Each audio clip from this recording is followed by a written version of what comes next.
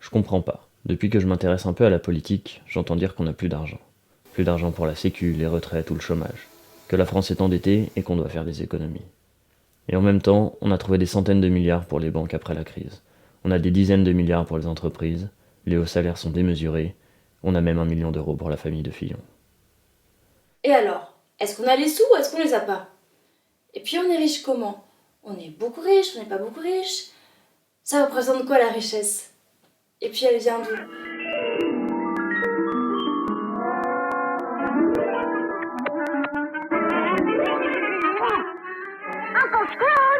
Pour mesurer la richesse, on a un indicateur qui est le PIB, le produit intérieur brut. Produit parce que c'est en rapport avec la production. Il rend compte de la production de la richesse. Quand on produit un bien, un service, il y a création d'une nouvelle richesse. D'un truc en plus qui n'était pas là avant et que l'on va quantifier en argent, en monnaie. Quand on achète une baguette de pain, on paye pour les ingrédients, l'énergie, pour les biens et services qui sont utiles à la fabrication du pain et pour un truc en plus. Parce qu'une baguette, c'est plus que tous ces éléments réunis. Et ce truc en plus, on appelle ça la valeur ajoutée. C'est la valeur qu'on a ajoutée à tous les éléments avant qu'ils soient peints. La valeur ajoutée, c'est une richesse créée avec la fabrication du pain. C'est la richesse créée. Donc le PIB, c'est l'ensemble des valeurs ajoutées. C'est l'ensemble des richesses créées. Intérieur, parce que c'est l'ensemble des richesses qui est créé à l'intérieur des frontières. Et brut, c'est parce que c'est avant la reconstitution du capital.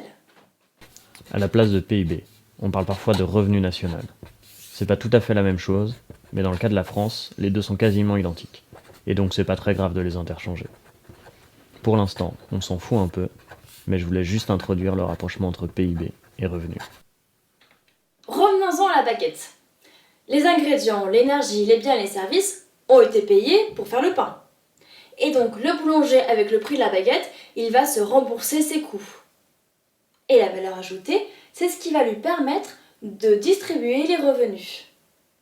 Donc, la richesse créée et les revenus disponibles, c'est strictement la même chose.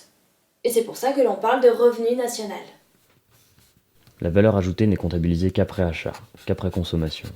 Le PIB, c'est donc l'ensemble de notre production, de notre consommation, des richesses produites et de nos revenus. Tout ça, c'est la même chose. Toute la richesse créée est distribuée en revenus. Que ce soit des revenus du travail ou des revenus du capital. Et il n'est pas possible de distribuer plus de revenus qu'on a produit, qu'on a créé de nouvelles richesses. Sauf par de l'endettement. Mais l'endettement au niveau mondial n'est pas possible. La Terre ne peut pas s'endetter auprès d'une autre planète. Faudra y revenir. Le PIB est un indicateur de performance. Plus il est élevé, plus on a produit de richesses et plus on a des revenus à distribuer. Et donc c'est pour ça que tout le monde adore quand le PIB augmente, parce que ça veut dire qu'on a produit plus de richesses. L'augmentation du PIB ou du revenu national, c'est ce qu'on appelle la croissance.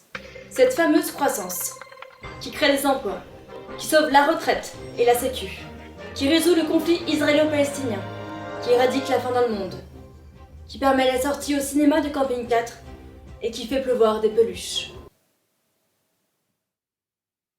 Et il s'avère que ça marche. On est vachement plus riche qu'avant. Sur cette courbe, les économistes ont pris une année de référence, l'année 2010, pour équilibrer les niveaux de vie des autres années sur l'année 2010. Si un pain au chocolat coûte 10 ou 15 centimes d'euros. Si un pain au chocolat coûte 1 euro en 2010, alors il coûte 1 euro chaque année. Par exemple, on a produit en 1949 l'équivalent de 260 milliards de pains au chocolat. Bon à partir de là, on voit que la croissance se porte bien. Bon, il y a quelques petites dégringolades. Là, en 1973, c'est le choc pétrolier. Et là, c'est la crise de 2008. Puis on voit qu'en 2015, on a dépassé le niveau de PIB d'avant la crise. On est à 2000 milliards d'euros. On n'a jamais été aussi riche au niveau du pays, mais on est aussi plus nombreux qu'avant. La croissance du PIB est en partie liée à la croissance démographique. Qu'est-ce que ça donne rapporté à la population? On a le revenu par habitant, qui est tout simplement le rapport du PIB avec le nombre d'habitants.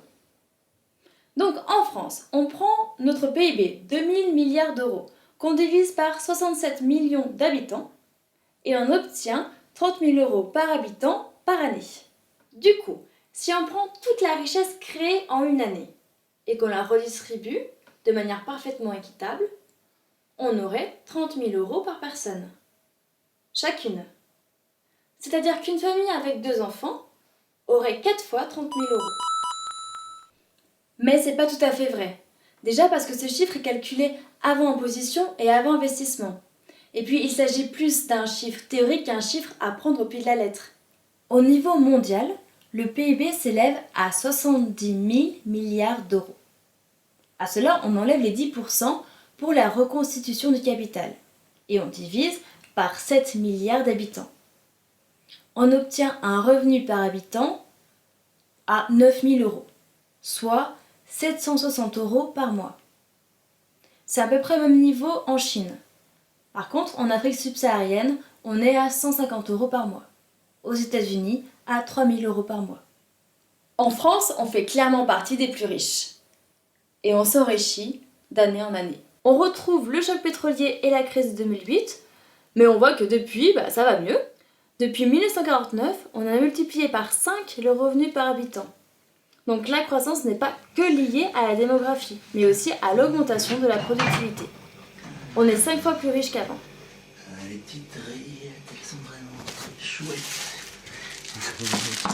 Là, on parle de richesse qu'on produit chaque année.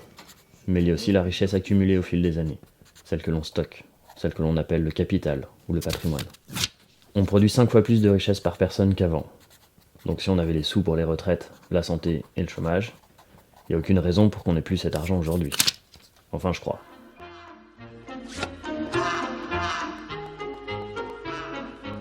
3 parts, j'ai dit.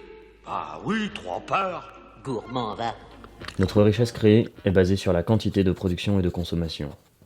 Du coup, on augmente encore et toujours cette quantité. Mais est-ce que cette croissance peut continuer indéfiniment ? Est-ce que le fait de ne prendre en compte que la valeur ajoutée ne nous fait pas passer à côté d'autres valeurs ? La richesse économique n'est pas forcément la seule à nous intéresser. Est-ce que notre production correspond à la qualité, à l'utilité que l'on veut, ou est-ce qu'elle ne sert qu'à nous enrichir ?